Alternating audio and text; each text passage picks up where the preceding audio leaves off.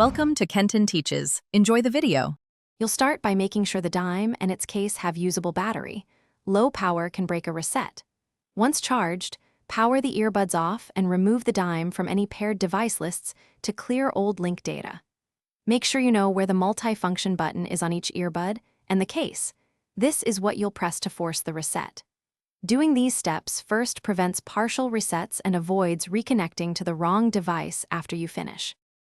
Now execute the reset by placing both earbuds in the case with the lid open so you can watch the LEDs. Visual cues confirm success. Press and hold the multi-function button on each earbud simultaneously for about 8 to 12 seconds until you see the LED pattern change. This forces the internal firmware to clear pairing. Once the lights indicate a reset, release the buttons, close the case for a second, then reopen it. This step restarts the earbuds and readies them to pair cleanly.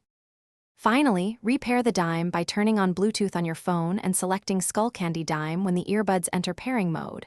Follow any voice prompts or LED confirmations.